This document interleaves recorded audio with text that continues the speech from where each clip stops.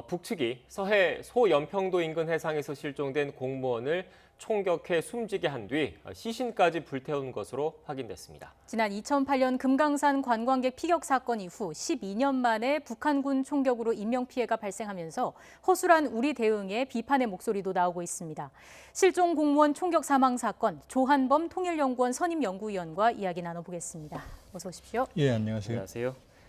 위원님, 오늘 군 당국이 합참이 관련된 내용을 발표를 했습니다. 일단 실종된 공무원이 북한의 총격으로 숨졌다라는 사실 공식 확인했는데 주요 내용을 좀 설명을 해주시죠.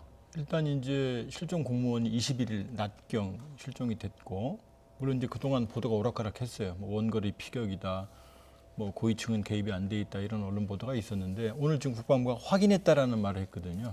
그러면 국방부가 가진 정찰 자산, 그러니까 감청을 했을 거라고 보여지고요. 그다음에 원거리에서 망원경 관측도 이루어질 수 있거든요. 그렇기 때문에 국방부가 확인을 했다라고 하는 대목이 매우 중요하고요. 네. 그러면 결국 21일 날 낮에 실종이 됐고 20일 오후에 이제 그분이 변을 당한 것으로 알려지거든요. 그러면 이 시간 사이에 거의 24시간 이상이 흘렀습니다. 그러면 지금 수온이 상당히 낮고 그다음에 지금 그 장기간 물속에 있었던 것으로 봤을 때 아마 자력으로는 거의 이동이 어려운 표류 상태에 놓였을 가능성이 있고, 그 상태에서 북측 경비정이 다가와서 심문을 했고, 그다음에 여러 가지 뭐 아마 이 부분은 감청이 있을 수가 있어요. 그리고 북측이 상부하고 통화를 했고, 왜냐하면 우리가 신호 정보를 감청할 수 있거든요. 그리고 상부의 지시를 받아서 사살을 했고, 그다음에 해상에서 북측이 여러 가지 방호복을 입은 그런 방역 상태를 갖춘 상태에서 그 기름을 붓고 이제 화장을 했다. 여기까지가 이제 그 발표고요. 예. 사실 전시에도 적군이라 하더라도 비무장 상태에서 투항 의사가 있거나 아니면 귀순을 할 경우에 만일에 사살하게 되면 전쟁 범죄에 해당합니다. 예. 그렇기 때문에 이건 민간인 대상이기 때문에 사실은 매우 엄중한 사안이고 어느 경우에도 용납이 될 수 없는 심대한 사안이라고 일단 볼 수 있어요. 네, 지금 관련된 화면이 나가고 있는데 그래서 지금 합참 관계자 장성이 나와서 단호한 어조로 만행이라는 표현까지 쓴 게 말씀하신 그런 이유 때문인 거죠? 범죄입니다. 그러니까 북한 정권이 개입된 범죄 행위 일종으로 봐야 됩니다. 이게 경고 방송이나 뭐 경고 사격 등으로는 충분하지 않았을까요? 지금 이제 요 얘기를 말씀드리기 전에요. 이제 개성으로 그 월북을 한 탈북민이 있었습니다. 이제 지금 물론 이제 첩보 수준입니다만 그 당시를 보면 그 사람의 경우에도 개성으로 넘어가면서 아마 북측에 많은 문제가 생겼나 봐요. 아마 뭐 확인은 안 됐지만 뭐 북측이 조사 과정에서 개성으로 월북하신 분에 대한 얘기는 전에 북한이 최근에 코로나 관련해서 개성을 봉쇄하고 이런 것과 관련된 분이신 거죠? 그러면서 이제 그쪽 그 신문 과정에서 발열 기침이 있었다는 설이 있고요. 그러면서 이제 저쪽 그 개성과 인근에 있는 해안 지역에 아마 군 관계자들이 매우 엄중하게 문책을 받았다는 설이 있거든요. 네. 그러니까 이미 저쪽은 긴장 상태에 있었던 거죠. 첫 번째는. 그리고 두 번째는 이분이 24시간 이상 해상에서 표류했기 때문에 밤을 지낸 거거든요. 아마 자력으로는 거의 이동이 안 되는 상황으로 보여져요. 제가 보기엔 추정컨대. 그렇기 때문에 경고 방송을 했더라도 본인이 이동을 하거나 아니면 자력으로 복귀하거나 이러기가 매우 어려운 상황이 아니었나로 보여집니다. 추정이 됩니다. 예. 네, 앞서 개성으로 월북한 탈북자와 관련해서 북한군 관계자들이 문책을 받았다라는 것은 공식 확인된 내용은 아닙니다. 네, 아니라는 첩보를 것을 다시 돌고 한번 있는 거고요. 말씀드리겠습니다. 피격 후에 시신을 해상에서 화장시켰다. 이런 이야기를 해주셨는데 이를 두고 어쨌든 반인륜적 행위 아니냐라는 비판이 나오고 있지도 않습니까? 일단 그 행위를 보면 이제 매우 그러니까 시신 유기죠. 그것도 또 하나의 범죄입니다. 그러나 이제 북측의 경우에 최근에 이제 에이브럼스 주한미군 사령관도 공식적으로 확인을 했습니다. 네. 뭐냐 북측 접경 지역에 1km 내외의 버퍼존 새로운 완충지를 만들었고 병력이 추가로 파견이 됐고 그다음에 이제 사살 명령이 내려졌다라는 그 설도 돌고 있고 이것도 지금 말씀드린 것도 첩보입니다만 최소한 1명 이상의 북한 주민이 밀수로 북한에서 중국으로 넘어갔다가 돌아오는 과정에 피격 사망했다는 설이 지금 북한의 설로 나오고 있거든요. 그러니까 이미 국경지대는 상당히 엄중한 상황에 있었던 거고요. 그러니까 예. 시신을 불태웠다는 얘기는 우리가 보기에는 굉장히 받아들이기 어려운데 아마 저쪽 논리대로 그러면 아마 코로나에 대한 그 방역 차원으로 보여지고요. 이미 그 북한 내부에서 사망자에 대한 화장 양이 늘고 있다는 얘기는 공공연하게 좀 나오고 있었거든요. 그러니까 그러니까 본인 그 이제 돌아가신 분에 대해서는 사실 이제 시신 유기에 해당하지만 저쪽 입장에서는 아마 이제 자기들이 소독하려고 그랬다 이렇게 말을 하겠죠. 일단 뭐 북한이 그런 논리를 갖고 있다고 하더라도 위원님께서 앞서 말씀하신 대로 국제법도 그렇고 그럼요. 예. 그 도의적으로도 그렇고 범죄 행위이고 만행이다라고 보고 계시는 거고 우리 군 당국도 그렇게 판단을 하고 있습니다. 앞서 그 그래픽이 하나 있었는데 실종 위치 관련된 그래픽 한번 보여주시겠습니까? 네. 네, 지금 그래픽이 나가고 있습니다. 지금 추가로 이 그래픽을 띄운 이유가 지금 소연평도 남쪽 방향으로 2km 해상에서 일단 실종이 됐고 정확한 위치는 파악이 안 됐지만 일단 북한 해역인 거 보면 북방 한계선 NLL 이북에서 그 실종 공무원이 발견이 되지 않았겠습니까? 그런데 이게 9.19 남북 군사 합의에 의해서 이 지역이 어떻게 보면 군사적 완충 지역인데 이렇게 총격을 가하고 이런 행위를 할 수 있는 겁니까? 그건 이미 이제 사실은 위반이죠. 엄밀히 보면 북한은 이미 그 김정은 위원장 지도하에 지난해에도 이제 그 해안포 사격을 한 적이 있거든요. 위반한 적이 있습니다. 저쪽에 이번의 경우에도 군사적인 행위를 했고 총격이 가해졌기 때문에 9.19 군사 합의에도 어떻게 보면 충분히 위배되는 사안으로 볼 수 있죠. 그리고 저 그래픽으로 보면 아마 우리 군이 아마 충분히 지금 상황을 파악할 수 있는 정도의 거리로 보여집니다. 감청이나 아니면 망원경 관측이나. 네, 우리 군이 갖고 있는 정찰 자산이 있을 테고 또 망원경도 있을 테고 열화상 카메라 같은 것도 있기 때문에 동향은 파악할 수 있는 정도의 거리다 이런 말씀이신 거죠? 그렇습니다.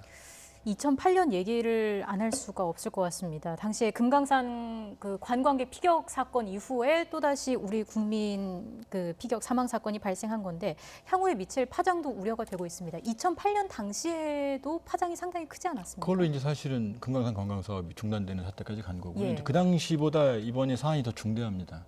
왜냐하면 그 당시에는 병사에 의한 오인 사격이라고 추정할 수 있는 정황들이 좀 있거든요. 근데 이 경우에는 자료 이미 상부와 통화가 이루어졌고 상부와 협의가 됐고 그다음에 사실 인도적인 구호가 필요한 상황이었거든요. 월북 의사가 있었든 없었든 표류했든 간에. 근데 그 상황에서 신문을 하고 거기서 사실은 그 처형을 한 거거든요. 사실은 사살 방식으로. 네. 그다음에 시신을 유기했고 그렇기 때문에 물론 남북 관계에는 상당한 파장이 있을 것으로 예상이 되고요.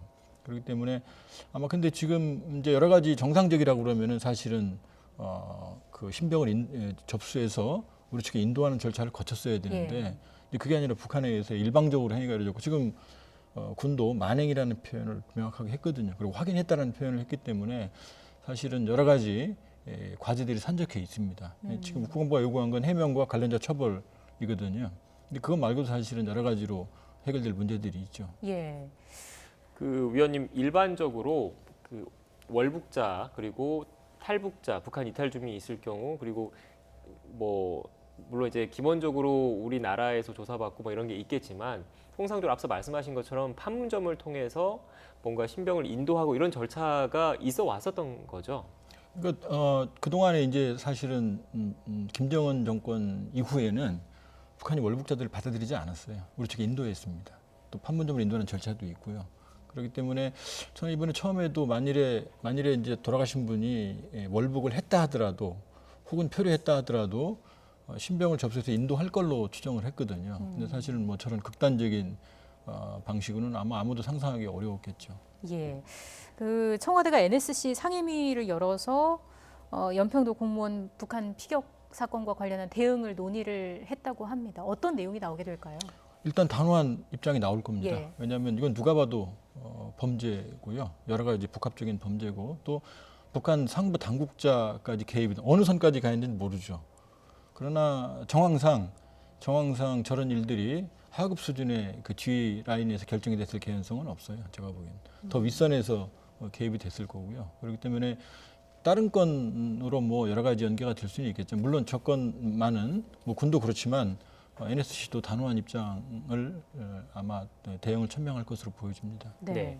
위원님, 이 지점에서 궁금한 게 최근 남북 관계가 물론 잘 풀리지 않고 있습니다. 경색 국면인 것도 사실 맞고 하지만 이제 최근 문재인 대통령이 종전선언을 언급을 하면서 뭔가 남북 대화의 불씨를 살려보려고 하는 노력을 비췄거든요. 북한도 그 의미를 당연히 알고 있을 테고 이렇게 실종 공무원을 총격을 가해서 숨지게 했을 경우에 남북 관계에 미치는 파장도 충분히 알고 있을 텐데 이렇게까지 한 이유는 뭐라고 보십니까? 일단 이제 북한 체제의 비정상성이라는 게 가장 큰 원인입니다. 그러니까 보편적인 가치나 규범, 질서에서 떨어져서 너무나 오랫동안 자기들만의 고립된 세계에 있었기 때문에 가장 기본적인 어떤 그 인권이나 가치나 규범 이런 것에 너무나 오랫동안 이제 소외돼 있었다는 거고요. 그러니까 네. 그런 비정상성이 경직성처럼 경직성을 낳은 거고요. 또 하나는 이제 북한 내부를 좀 들여다보면 지금 북한의 수십만 명 이상이 아사했던 90년대 중반의 고난의 행군기 때 북한 최대 경기가 나빴을 때가 마이너스 6.5%였어요. 네. 근데 수해 사태 나기 이전에 올해 예상이 마이너스 8.5%거든요. 네. 이게 끔찍한 상황이죠. 근데 여기에다가 하구피푸또 마이삭, 바비, 하이선까지 4차례 태풍이 거의 북한 전역을 휩쓸고 지나갔거든요. 뭐 북한에서 한간에서 들려오는 얘기에 의하면은 함경북도 광산 지역에서만 사망자가 거의 10,000명대가 이른다라는 이것도 뭐 설이죠. 확인은 안 됐는데 그 정도로 지금 피해가 크거든요. 그러니까 지금 아마 북한 내부는 거의 정상적인 상황이라고 보기는 어렵습니다. 거기에 수해도 수해지만 북한 여러 가지 보도 경향을 보면 네. 이 코로나에 대해서 매우 민감한 보도들이 계속 지속이 되고 있어요. 그러니까 수해도 어렵지만 사실 코로나도 어려운 상황인 거죠. 그러니까 김정은 위원장이 정치국회에서 코로나가 심각하기 때문에 외부 지원을 받기가 어렵다라는 표현을 한 적이 있거든요. 그러니까 아마 모든 점을 고려해서 이루어졌다기보다는 예. 말씀드렸다시피 이미 그러니까 국경지대, 전현지대, 전방과 국경지대에는 불법 월경자나 아니면은 그 월북자 또 월남자에 대한 사살 명령은 내려져 있다는 게 거의 정설이고요. 그런 상황에서 이제 저 사태가 벌어졌다고 봐야죠. 그러니까 모든 합리적인 판단 끝에 내렸다고 보기는 어렵고요.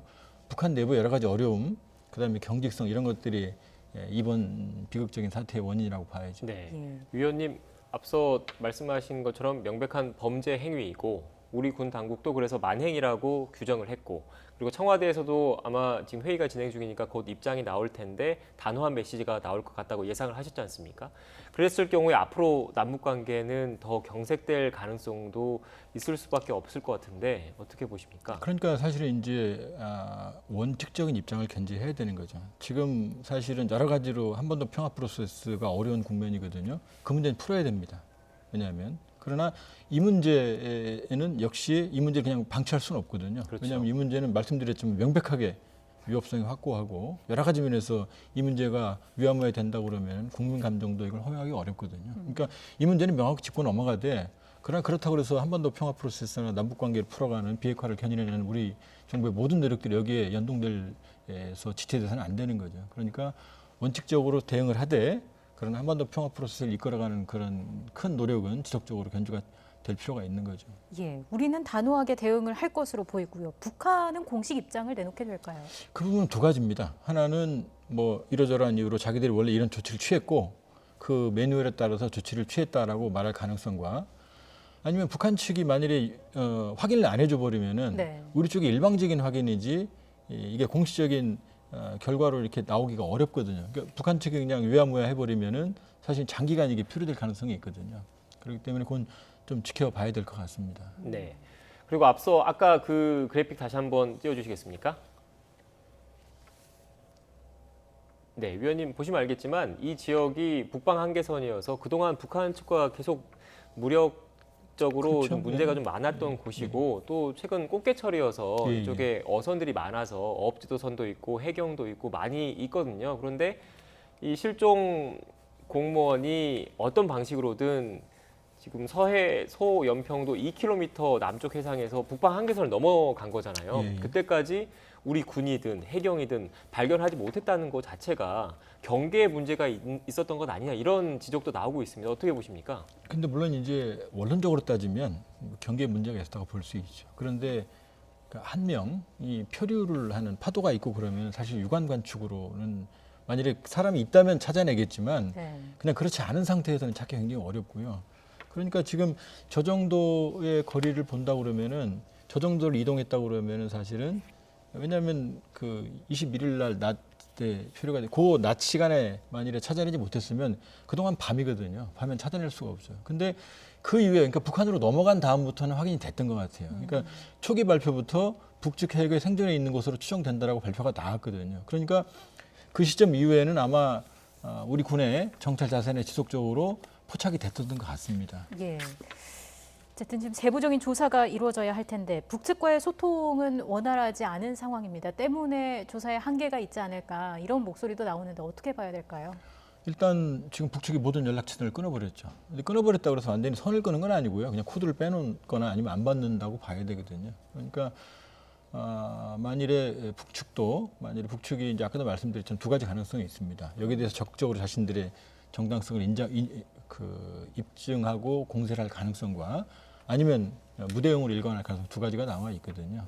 근데 만일에 북측이 우리 측 조사 자기들의 입장들을 개진한다거나 네. 아니면 해명을 한다거나 한다고 그러면은 사실은 뭐 북측과의 대화가 잠정적으로 이룰 개연성도 남아는 있습니다. 네, 알겠습니다. 이번 사건이 남북 관계에 어떤 영향을 미칠지도 면밀히 주시해야 할 것 같습니다. 지금까지 조한범 통일연구원 선임연구위원과 함께 이야기 나눴습니다. 오늘 말씀 고맙습니다. 고맙습니다.